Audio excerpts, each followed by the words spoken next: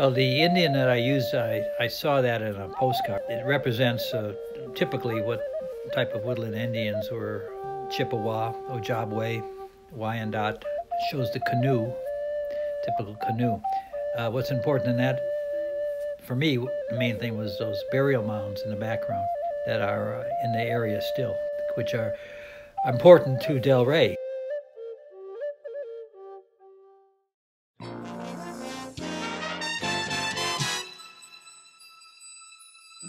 Well, reading about the Delray area when they're trying to have people settle there, one of the things that I read was, oh, they have all this, they have water, they have all these birds, and tamarack trees line the woods there. And then so I'm going, tamarack trees, they're near the river, not swampy, but there's got to be water nearby. And so I go, huh, what's interesting about tamarack trees, they're evergreens, but they grow yellow in the fall. And so I go, well, that's interesting. And yellow-orange, and I could use that for the mural, that color. And the more I read, the value of tamarack trees also was the trunk of the tree was used for pipes. Somehow they could be hollowed out, and cities would use those for pipes instead of metal. And to this day, I think in Hamtramck, they dig up pipes, and that's wood. They have the wood pipes down there. There are probably areas in Detroit still with wood pipes.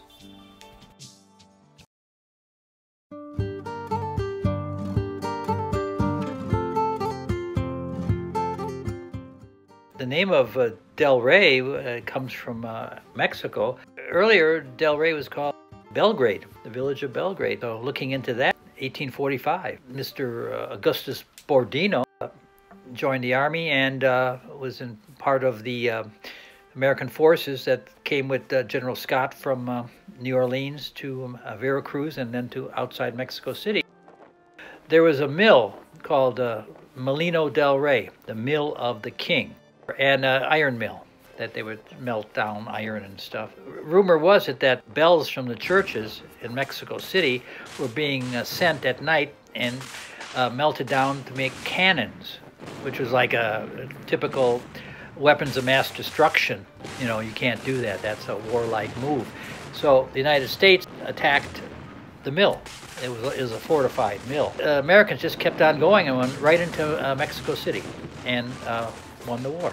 After the battle, 166 Americans, 269 Mexicans were killed.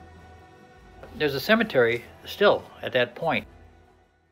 The troops get sent back to the United States, and a group of them are sent to Detroit. And one of them was Augustus Borodino. He musters out. He goes there and buys land, becomes pretty prominent. And after 1851, after a while, he said, you know what, I lost a lot of buddies in this battle outside Molino del Rey. Let's change the name of this from Belgrade to Delray, D-E-L-R-E-Y, of the king. So I guess they passed it, and it became the village of Delray.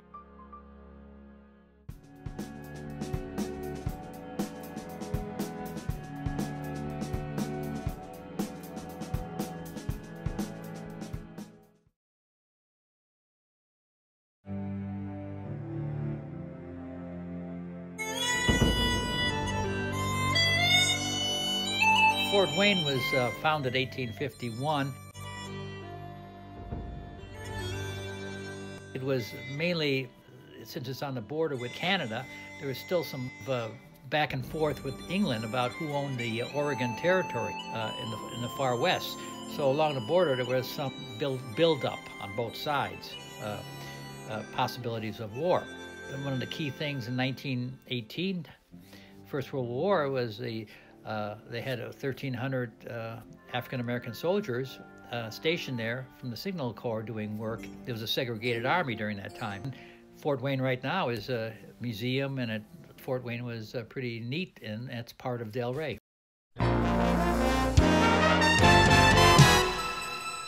The big fair they had in 1889 in Delray, a lot of roads and railroads, the piers were put in. The area became valuable. they discovered salt in the Detroit River, down the Detroit River there, and I think that's a key element in making soda ash. So the Savoy Company bought a huge amount of land, and they put buildings, beautiful hospital, first hospital, and made the land very attractive and producing money for the area. I think that's one of the reasons Detroit annexed Delray. Other industries like steel, carbon making, grinding of bones there, that were related to Savoy and the auto industry. And the river was so handy, that was a big thing, Delray. And Sarah Grinley, the founder of the neighborhood People's Community Center. At Fort Wayne, she'd see these poor kids always around there, and they weren't being educated or they needed help. Or kids living along the sides of railroad tracks, you know, where it's slanted down. People would actually live on the sides. And she would see that when she visited Delray. So she started doing work to educate the kids, teaching at Fort Wayne originally. She bought houses and she started expanding. And that neighborhood Gershom house, she had that built in. She did a wonderful job, and that the mural wouldn't have been done if she hadn't founded the People's Community Center. Now, since Mr. McMillan lived in Delray and had a lot of money, named the school the McMillan School. That was there for 100 years. Closed just before I started this mural, because that was it had a great history. Also, in the background too, Mr. Green had a store. I was told, go see Mr. Green to paint this mural. He's closing down his store soon. And so I went there, and he had a tiger cap on and a distinctive mustache and sideburns, so I put his picture in there with his store in the background.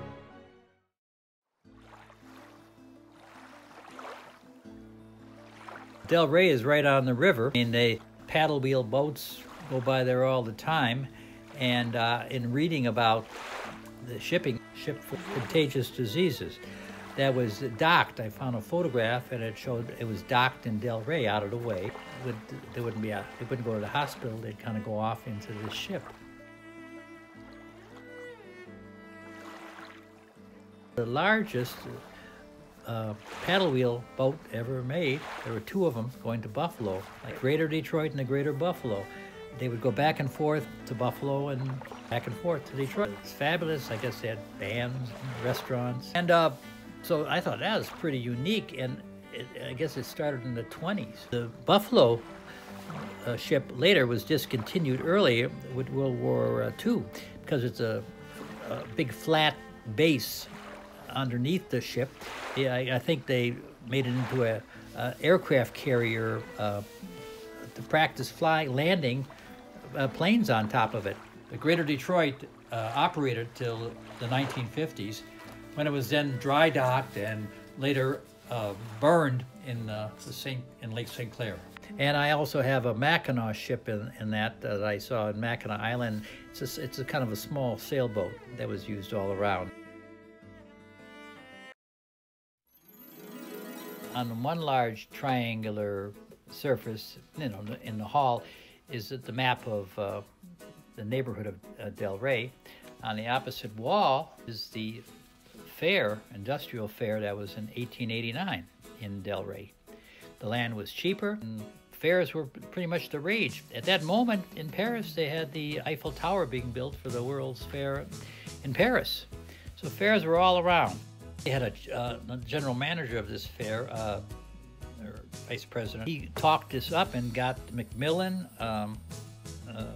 important industrialist, and Ferry as the vice president, Alger as a treasurer. He's a millionaire, ex-general, ex-governor of Michigan. They come aboard, and they actually organized a great fair that had, just like state fairs, cattle, hogs, industrial machinery for farm, balloon rides, a racehorse track, art galleries, and bands and music and fireworks. And they raised so much, they kept it going for several years in hopes of making it a permanent state fair. They built this huge building. All this work went into it.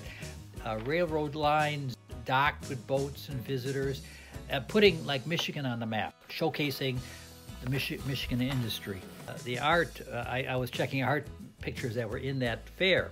They had a lot of good artists, and the big picture that was this one Russian feast that I spent a lot of time working on. This painting that was bought by a jewelry store owner in the United States. He saw it in Paris. He brought it over to advertise his jewelry company, but he loaned it out for this fair, a Russian feast.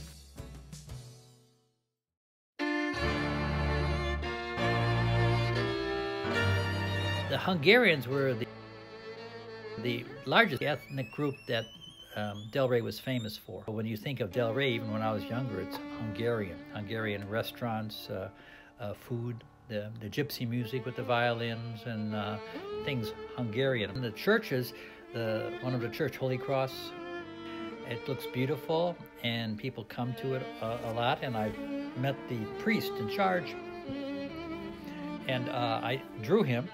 He posed in his Franciscan robes, and he has a dog too, and I put the dog in there. In Kovács bar, I think that was a Hungarian bar, that's still around even though it's closed.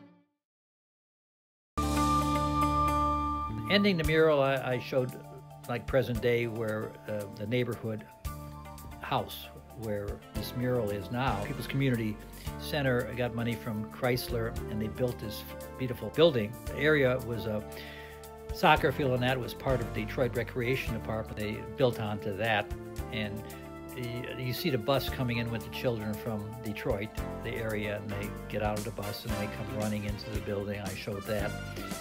Those are the kids that are helping on the mural. And in the background you have the Detroit sewage plant, well, that cleans the water, which is one of the biggest in the Midwest. The Indians, the burial grounds of the Indians, that's always been kind of spooky in a way, and there's swamp gas around there, and people have always had stories about seeing spirits and ghosts or something like that. So when I was painting the first part with the Indians, I started showing these spirits or ghost images.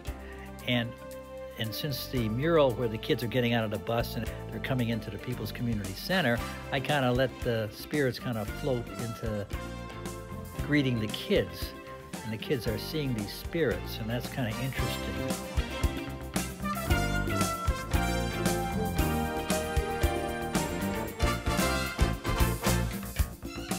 A history of Delray's past and future.